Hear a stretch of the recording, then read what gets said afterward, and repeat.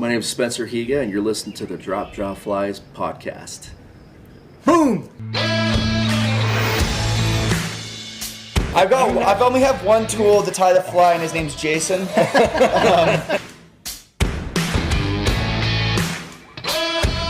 I'm Lance Egan, and I forgot what I was supposed to say.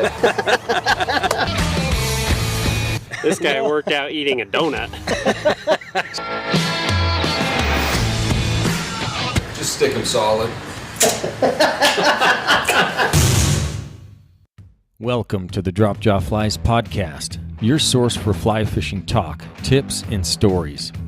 In this episode, Jason and I meet up with friend, fly fisherman extraordinaire, and guide Derek Olthuis. We meet Derek at a nearby park where we chill, enjoy a sunny blue sky, and talk fishing. We ask him to share some tips on being more successful at sight fishing. Derek explains the longest he's ever stayed put chasing one single fish, which shocks me. He also tells us a bit about his recent trip to Iceland hooking up monster browns, which just makes Jason and I super jealous. We hope you enjoy this podcast. You can subscribe to us on iTunes, Stitcher, Podbean, and our YouTube channel. I am Chad Nelson along with Jason RV. Here is today's podcast. All right, let's do it, man. Derek, thanks for meeting with us today. We actually recorded this podcast 2 weeks ago, and we had issues with the audio, so our mouths were moving, but there was no sound coming out. So and that was a good podcast too, so I hope we can cover everything we want to cover, but Recreate it a little bit. yeah, let's recreate it, and I'll just dub in the audio over the previous podcast because we were better looking 2 weeks ago. Well, if anything else, we can just get Jason throwing some fall foliage around. And in slow motion. Yeah. Well, he was up doing the air guitar a minute ago. So. Old habits die hard, man. But today we want to talk about sight fishing. I know that's something a lot of guys do. A lot of guys like me want to get better at it and learn techniques that you guys use when you go sight fishing. So let's talk a little bit about that, techniques, different approach that guys can take to increase their chances to be more successful when they're on the water. When you think sight fishing, and when you do it, Derek, is that mostly small water like streams and rivers, or do you do it in bigger water too? Yeah, I do it in everything. Doesn't matter if it's really small stream or a big river or even a lake. For me, I just really enjoy watching the fish eat.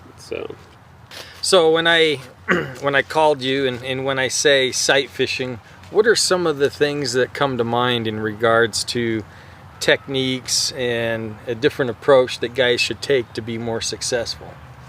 I think the biggest thing is first being able to see the fish and not spooking them. Most guys in their approach, they're just too sloppy. It's common for guys to just walk down the bank without much thought, throw a cast in here because this spot looks good or whatever. But when you're sight fishing, you really have to take your time and walk quietly. Fish have that lateral line that detects movement and things, and man, if you're tropping down the bank, they will blitz out of there before you can even see them. And then once you do see the fish, just be cautious and approach it quietly and carefully, and that's probably the biggest thing, I would say.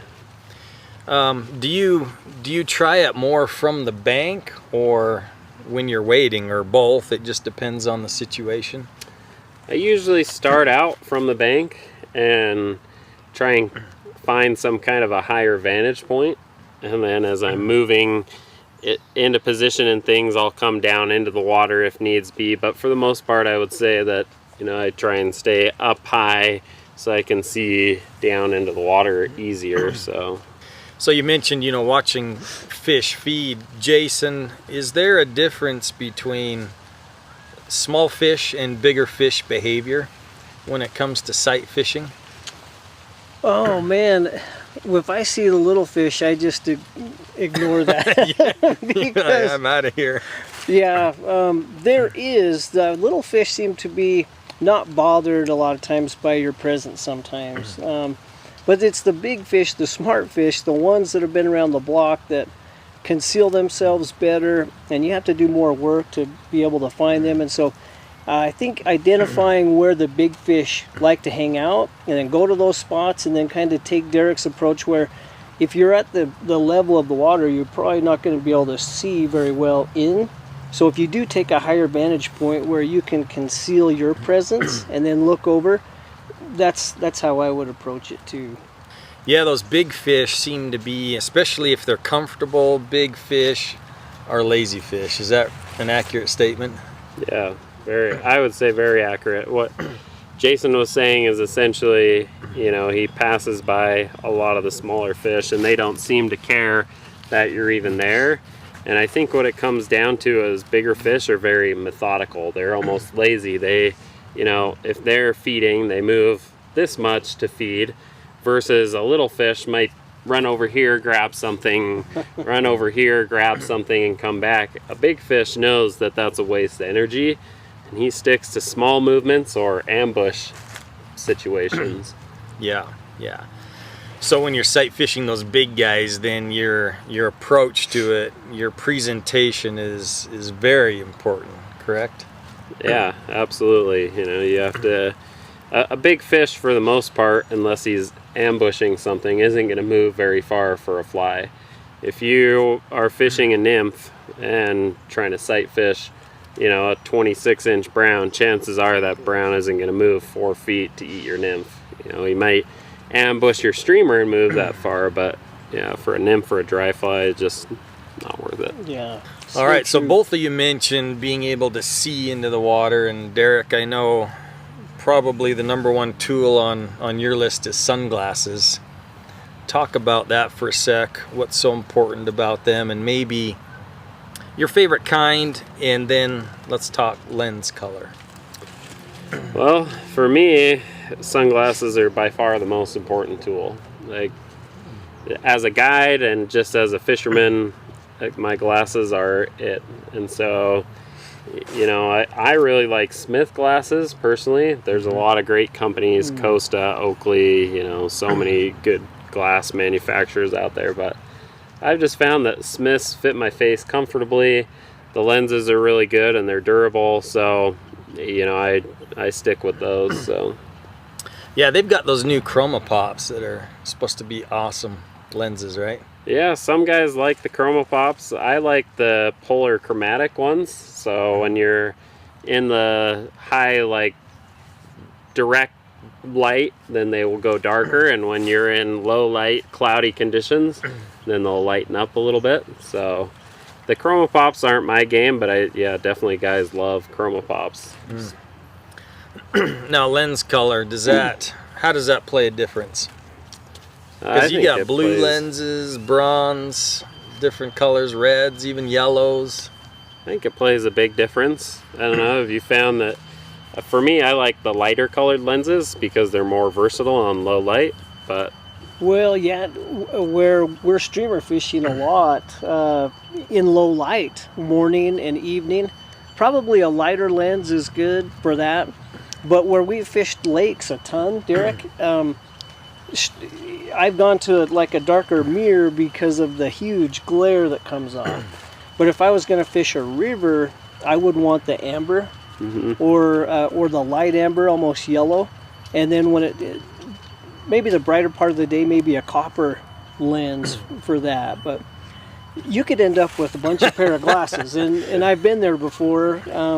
I was just gonna say, in addition to now 5 or 6 rods, you're telling guys you need 3 or 4 different pair of sunglasses. But yeah, those polar chromatic lenses are great to adjust for the light. But color of lens, if I was gonna fish a river a lot, morning and night when the light is lower, probably that amber, that bright amber color is what I would go for. That's what these are, amber. Hey, leave it to Derek. He knows what's going down. Yeah, I think I've read, some guys who know a lot about fishing say if you only can have one pair, amber's probably the best all-around color for all conditions. They're my favorite for sure. I've got another pair that Smith makes called the Igniter. They're awesome for low light situations, but you know, on a bright sunny day like we've got here today, they're just a little bit too light.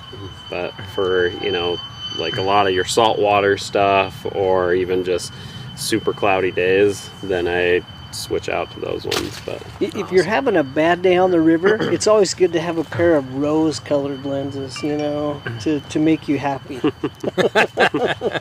Rose color, huh? If things aren't going your way, then just put those on and just see life in rose-colored shades. It's all good. Well, polarized glasses make a huge difference. When we started fishing together a few years ago, I was fishing with a pair of glasses I thought were polarized, and they weren't. And Jason kept saying to me, man, do you see that big one down there? Chad, there's one there. And I can't see these fish. I'm like, how are you seeing these? But for some reason, I ended up trying your glasses on. I don't remember why, and it made a huge difference. I could see into the water. Yeah. So if you think your glasses are polarized, make sure that they are, because that's a huge difference. So true. I think as fishermen, we are always searching the water to see fish. Even if it's murky or whatever, you're always going to try and see if you can see a fish. But in the clear water, where you can really go walk and hunt and stalk and look, that's where they're just necessary. Talk about, Derek, fishing with a buddy. I mean, Jason and I use the buddy system a lot when we're sight fishing, and the advantages of fishing with a guy. And we're old too. I mean, I could get lost. well, just more of a survival issue than It's more safety. you can spoon for more needs be. Well, we had to inject Jason with a microchip, and Because I might wander Return off. to. Yeah, no, fishing with a buddy is awesome. One, it just makes the day more enjoyable to have someone there that you like being around. But two, it's a huge advantage being on the water, because you can be down ready to fish. Your buddy can be 50 feet up on the bank if that allows, and he can spot fish and point things out to you that you can't see from that lower vantage point. I mean, essentially, if the water's here and you're at a lower angle, you get more glare directly coming to your eyes, and it's just harder to see. And so somebody who's up above is cutting most of that glare out, and they can just see right down into the water, and they'll see more fish, and they'll be able to observe the fish better. So fishing with a buddy is huge. yeah, absolutely. I mean, we use it all the time. It's helpful, especially if one of us is, you know, wanting to run a camera and get some footage too, which a lot of guys do. But Well, the other thing that's cool about fishing with a buddy is when you work with a team, it's just as rewarding for the guy who's not fishing and he's calling out shots to the guy that catches the fish. And man, if you're fishing a streamer or something and your buddy is down there and you can see the whole thing from up top, watch that fish react to it, that's like as fun as catching the fish. yeah, for sure. I mean, a lot of Yes, it times when Jason's fishing and I'm watching him, you know, like you mentioned, I can see more what's going on. Jason probably can't see it as well, but you see that fish come and he's chasing the streamer and you're anticipating that hit. And Yeah. I have to contain myself. Sometimes I'll shout out, yeah, before the fish has actually hit it. And Jason's like, what? It is a good time. Yeah, for And sure. Fishing with a buddy. Recommend it.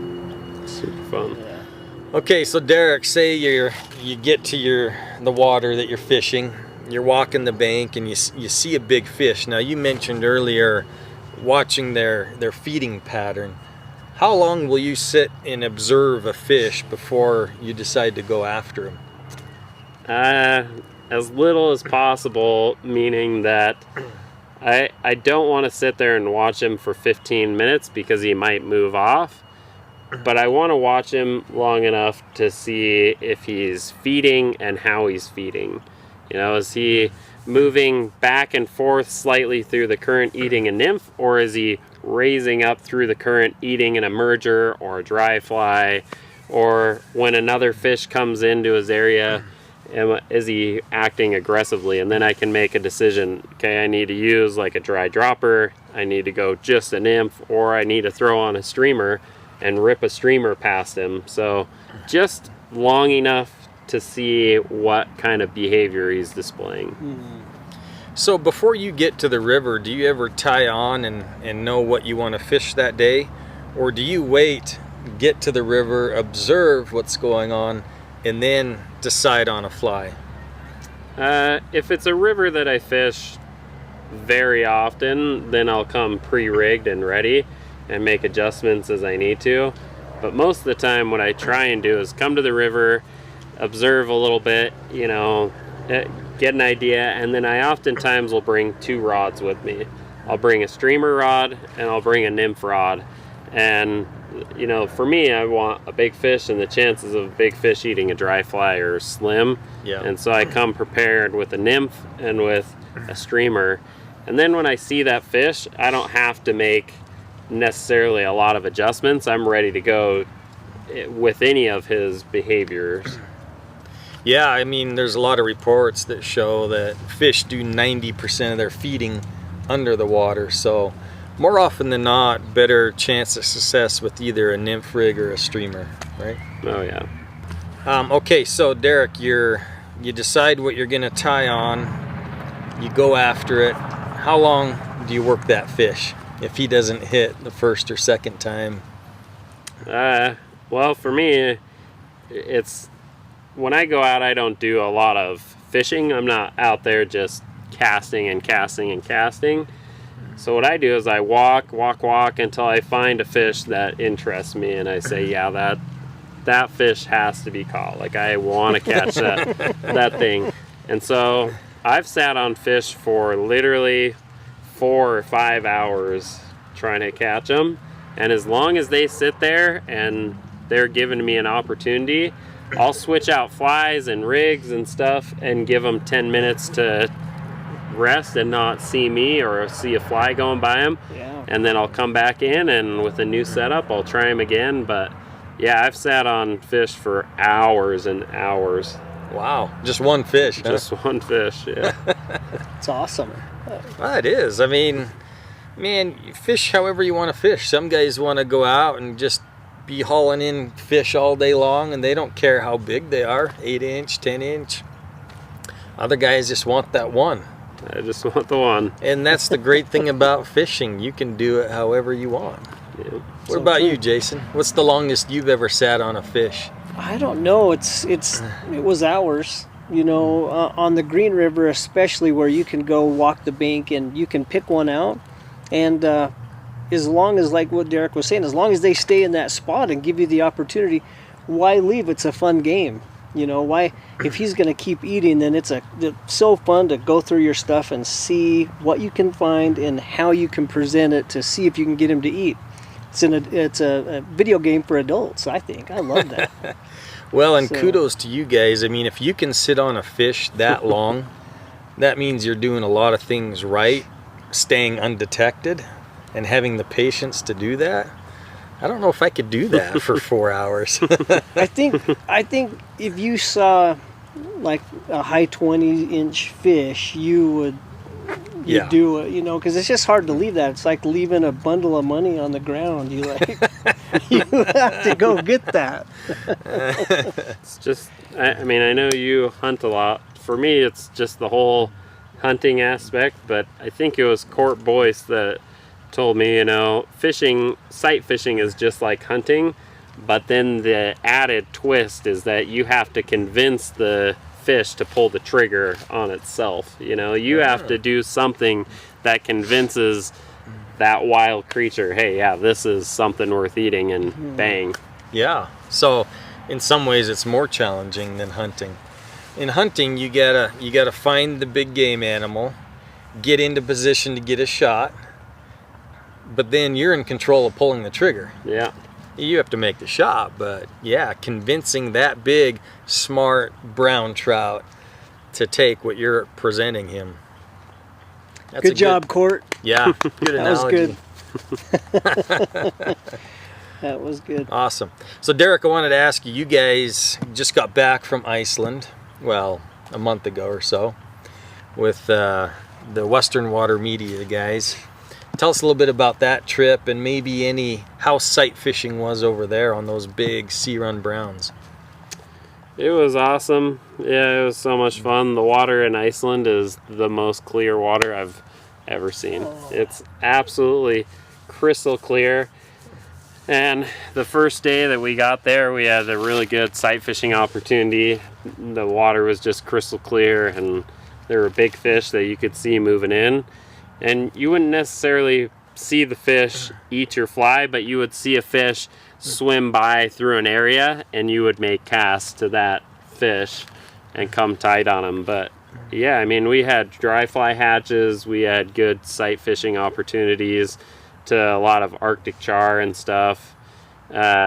We fished a couple different rivers that were running through canyons, and we had all of us climb up on the cliffs and stuff, looking down, sighting fish for, like one time Court was throwing streamers at a big brown, and it was in this really cool canyon section, and there was a big boulder that had fallen off the canyon wall, and the brown was sitting right in front of it, just using that hydraulic to barely move. And we were calling shots to Court and seeing that fish move like 10 feet 15 feet to chase Court's streamer. All of us were up on the cliff going, oh, he's coming. So That's so cool. Yeah, that kind of stuff was amazing. That would be. Yeah. Man. So, most memorable experience from Iceland, and then I want to know if there's any funny stories, any mishaps that happened on that trip. Oh, the most memorable moment is probably a tough one. We had some really good moments, but that experience with Court sight fishing up on the cliffs was pretty memorable. The other one that was really fun was we fished a river called Tungnau, and there was this really tight section and a big waterfall dumping through this basically hole in the rock, and right below it there's this big pool, and Phil was down there European nymphing, and you could see the char way down, and he was just like 15-foot leader putting it down there, and you just see one move and all of a sudden boonk, he's tight on him. Wow. And it was just really cool to see that happen. Or there's just so many, like fishing streamers there was amazing because the fish had no inhibitions. They would annihilate your streamer, and if you pulled the hook and they popped off and you recast, they'd come right back and crush So it. cool. That was fun. Man. We better book a flight to Iceland, man. It was Like pretty in 20 sweet. minutes. Yeah.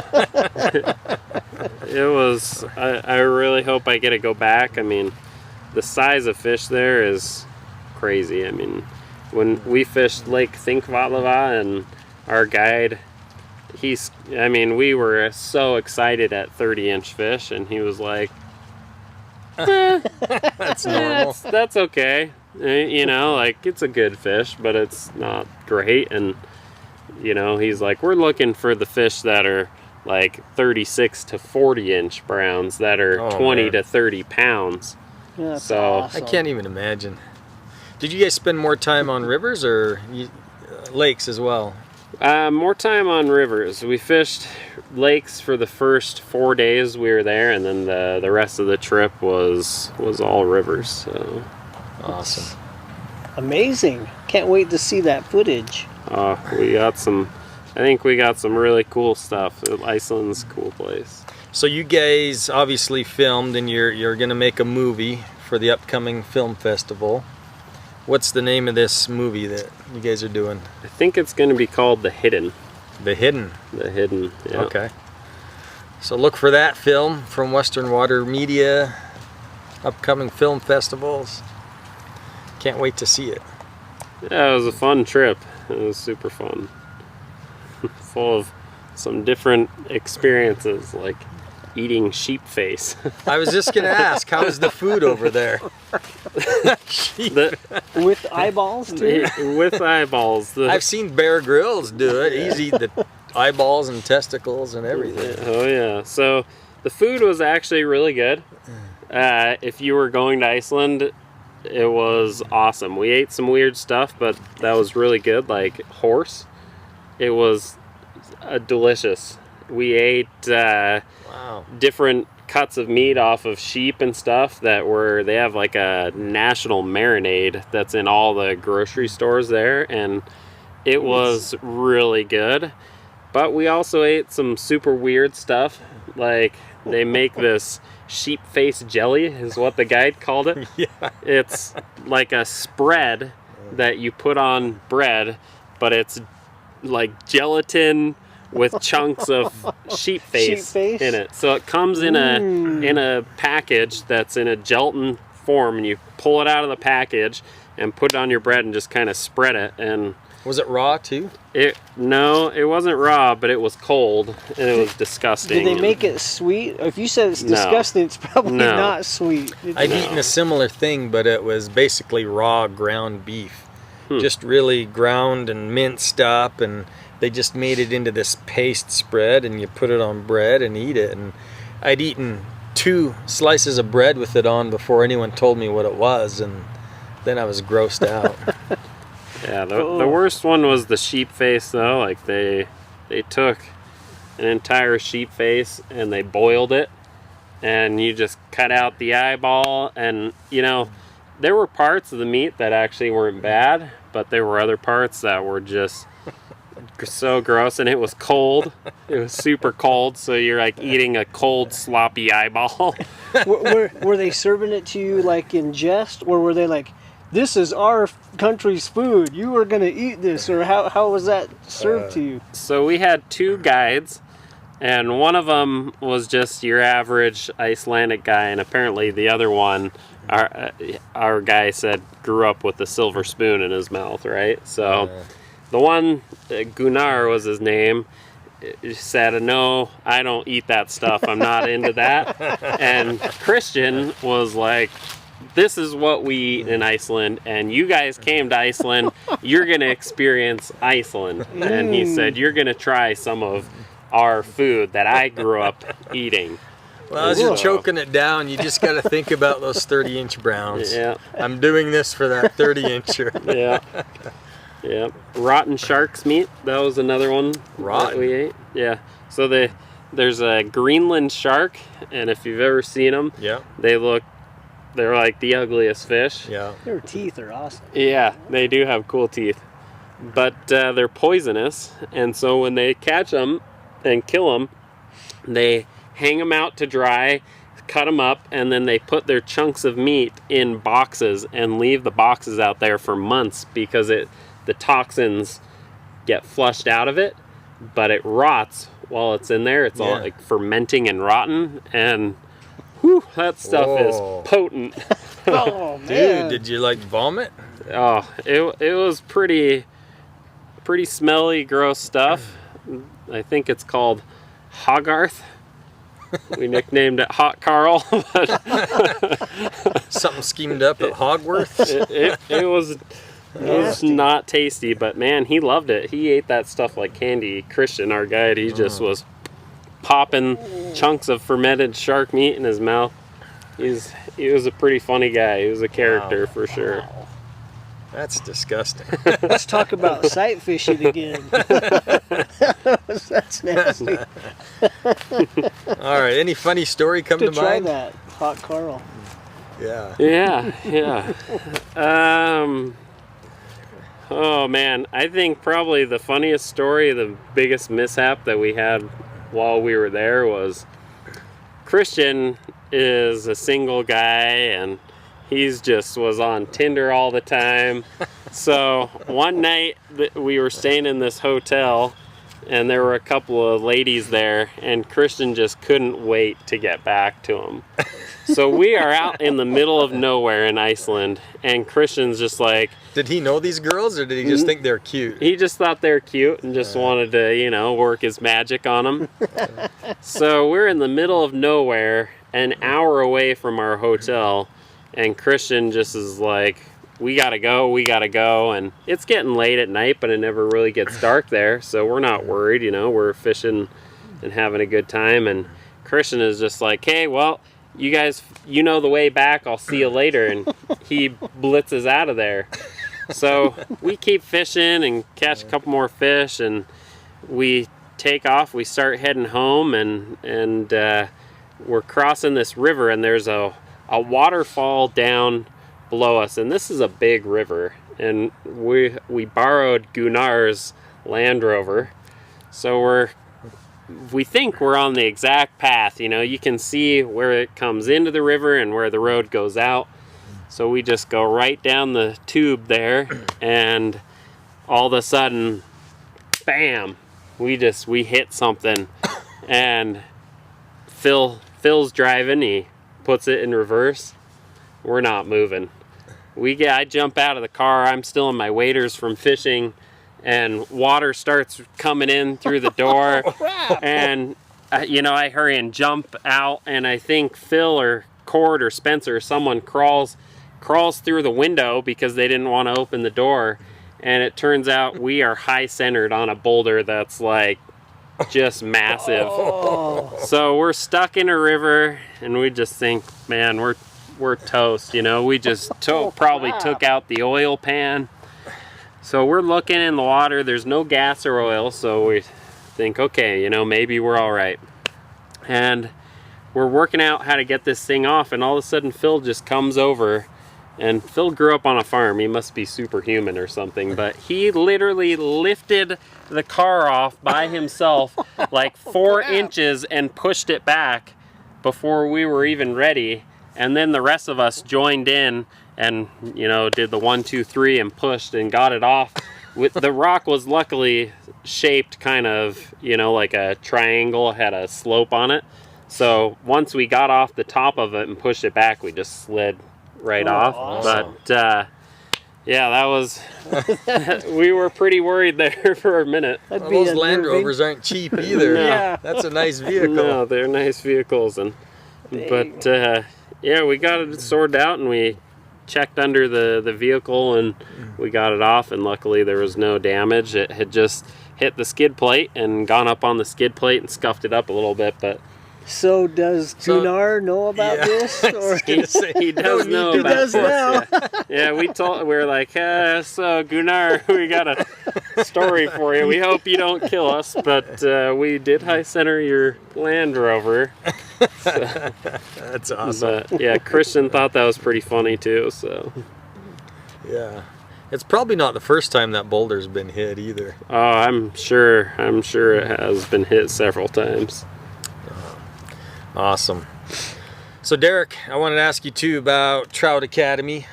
Tell guys, if they aren't familiar with Trout Academy, what it is and where they can find it. So Trout Academy started out as just an Instagram page, and I've since added a blog to it, a website. And so you can find us at Trout Academy on Instagram or troutacademy.org on the internet. And what it is essentially a way for me to share my knowledge with anyone out there. I feel super privileged to be able to guide for a living, and I spend a lot of time on the water, and I just feel so lucky that I want to share some of that knowledge that I get with other people, and hopefully they can pick up things, whether you're an advanced angler or a novice to the sport. I try and keep tips, from all different areas of fly fishing so that anyone can hopefully pick up some knowledge. Yeah, it's so cool. Me being newer to fly fishing, your tips on Trout Academy on Instagram, where I follow it, have been super helpful to me. Just learning about the sport, techniques, a lot of information I didn't know. So it's very helpful for anybody wanting to learn more about fly fishing. So cool of you to put that out there and share your knowledge with everybody. It is. There's a lot of information on there that's really helpful, and it's quick. You got really quick access to it. You don't have to read a chapter to get the good stuff. It's just all good stuff. Yeah. Just, one paragraph here, just one little nugget of knowledge. It's easy to absorb and remember. So super cool. writing it down in a book that I'm going to publish pretty soon. That's a great idea. That is a great idea. You Did you should. trademark and copyright it here? No, he's fair game right there. I'm That's just intelligent. I'm just waiting for him to be done, and then, you know. Hey, it's the American way, you know. It's capitalism at its finest. So kudos to you. So keep it coming, Derek. Keep those nuggets coming. Yeah, Trout Academy by Drop Jaw Flies. Yeah, there you go. It's all original. Yeah. It's original stolen content. So Derek, any cool upcoming trips you have planned? You know, I'm going to Europe with my wife here, and I'm gonna fish Slovenia for hucho or sweet. European taimen. Those So are big fish. That's so cool. I'm pretty excited to rip a streamer through some taimen water and see if I can light one up. Awesome. I brought you some heads today. So. Yeah, we might know some cool heads that you can tie onto a streamer. So. I think you guys gave me a big streamer last time. I think that thing will be perfect. Got a rattle in it. Yeah. Awesome. When's that trip? We're leaving here in like a week or something, 10 days. Man. Holy cow. That's Yeah. awesome. Kind of a delayed honeymoon, or? My wife just loves Europe, and you know we did the honeymoon in Hawaii, and I got a bonefish quite a bit, but yeah, my wife just really wanted to do Europe, and we found cheap flights, so I said, okay, let's do it. So cool. Can't wait to see pictures. Yeah, I'm super excited. Slovenia, if you haven't seen pictures of the water in Slovenia, it's like crystal clear, and I mean, it just looks amazing. So I just associate big fangs with Slovenia for some reason. I don't know why. Guys, any parting tips on sight fishing? Yeah, I think the biggest thing is basically a reiteration of what we've already talked about. Spend some money on a good pair of glasses. Yeah.